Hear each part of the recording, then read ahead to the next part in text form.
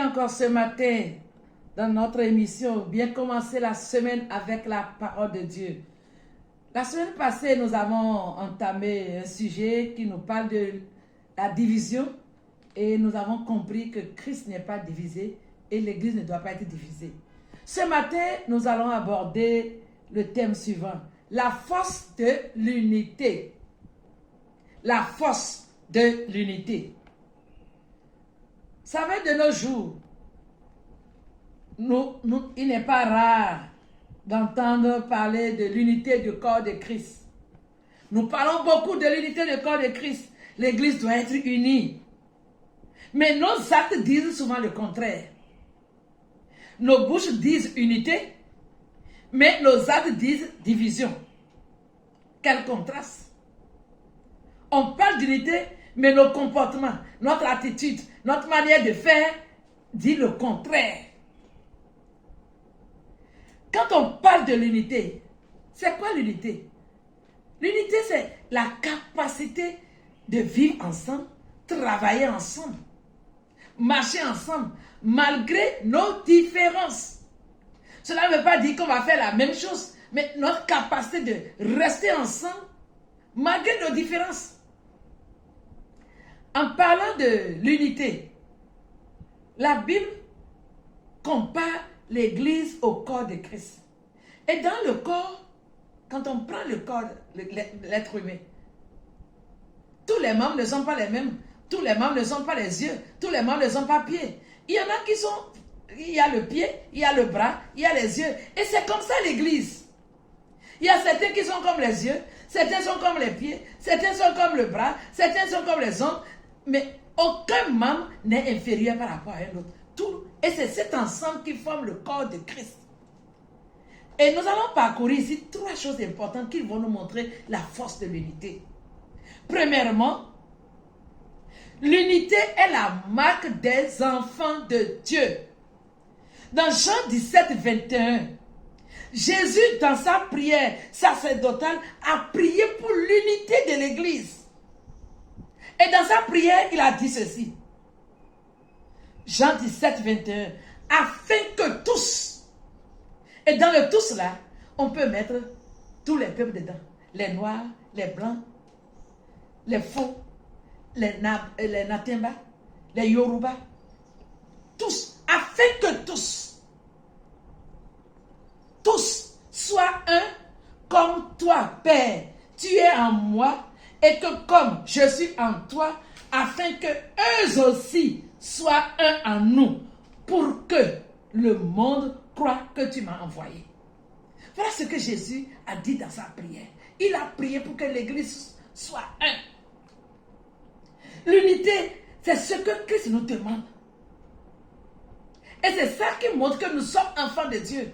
Mais quand nous sommes divisés, émiettés, non, nous ne sommes pas les enfants de Dieu. La marque d'un enfant de Dieu, c'est sa capacité de vivre avec les autres malgré la différence. Deuxième chose, l'unité de l'Église la rend forte, solide, inébranlable face à l'adversité. Amen. Marc 3, 25 dit ceci. Et si une maison est divisée contre elle-même, cette maison ne peut subsister. Et c'est la vérité. Aujourd'hui, l'Église fait face à plusieurs attaques. Des attaques de l'ennemi. Attaques de tout genre. Des mensonges, des calomnies, des attaques spirituelles. Mais si nous sommes divisés, comment pourrons-nous faire face aux attaques de l'ennemi? C'est ce que Marc 3, 25 dit ça. Une maison divisée contre elle-même ne peut subsister. Malheureusement, à cause de nos divisions aujourd'hui, quand le monde nous attaque, le monde attaque le corps de Christ, le monde attaque l'Église, malheureusement c'est à notre sein que d'autres s'associent aux ennemis de l'Évangile pour détruire encore d'autres frères et sœurs en Christ. C'est malheureux. Au lieu qu'on se mette ensemble, prier ensemble, faire face à l'adversité, non. Or, si nous sommes unis, nous sommes capables de renverser toutes les forteresses et vaincre l'adversité, quelle que soit sa nature. Malheureusement, la division est entrée parmi nous et on se réjouit même des souffrances de l'autre. Ce n'est pas l'œuvre de Dieu. Ça, c'est diabolique. Vous voyez ce qui s'est passé à la tour de Babel. Comme ce peuple-là était uni, vous voyez ce qu'ils ont pu faire? Leur projet a évolué. Au point où je vais dire, entre griffes, que Dieu a eu peur en les regardant. Parce que Dieu dit, ah, la manière que ces gens-là sont unis, si je les laisse faire, ils vont réaliser leur projet, celui de construire une tour pour atteindre Dieu. Et c'est là, Dieu dit, descendons, confondons-les. Vous voyez, à force de ce que l'unité peut faire dans un groupe. Si l'église, aujourd'hui appelée corps de Christ, nous étions unis. Vous voyez combien de fois l'œuvre de Dieu va grandir dans nos différents pays, dans notre localité. Si nous étions unis, nous qui nous appelons corps de Christ, si nous étions unis, voyez un peu ce qu'on aurait pu faire. On va bouleverser le monde. Puisse le Seigneur nous amener à cette unité-là. Troisième élément.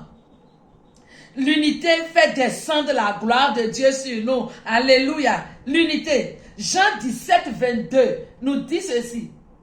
Je leur ai donné la gloire que tu m'as donnée, afin qu'ils soient un, comme nous sommes un. Amen. Amen. Comme nous sommes un. Cela veut dire que la division prive l'Église de la gloire de Dieu.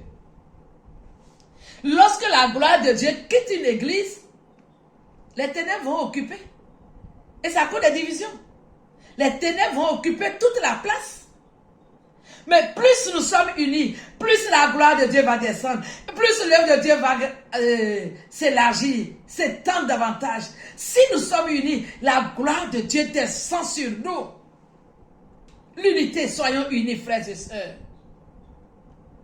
Nous chantons souvent un cantique qui dit « Seigneur, fais-moi voir ta gloire ». Comment le Seigneur va nous faire voir sa gloire pendant que entre nous, nous nous combattons, entre nous, nous nous critiquons, nous sommes contre les uns et les autres. Comment la gloire de Dieu va se manifester? Mais lorsque nous sommes unis, comme dans le livre des Actes des Apôtres, au début de l'église, à la naissance de l'église, vous voyez comment ils étaient unis.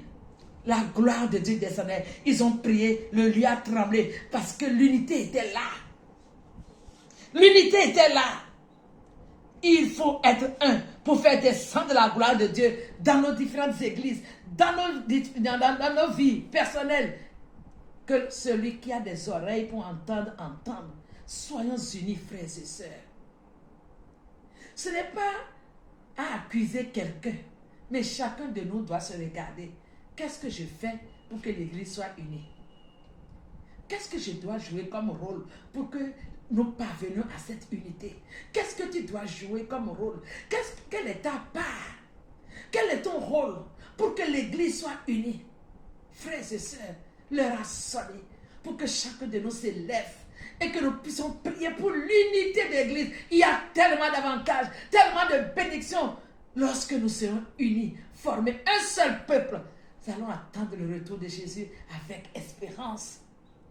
Voilà ce dont nous avons voulu partager avec vous ce matin. Que le Saint-Esprit nous amène à cette unité. Quelle que soit la localité dans laquelle nous nous trouvons, que chacun puisse travailler pour l'unité du corps de Christ. Cela donnera gloire à Dieu et le nom du Seigneur sera glorifié.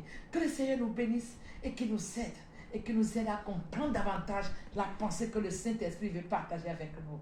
Soyez bénis au nom de Jésus. Amen.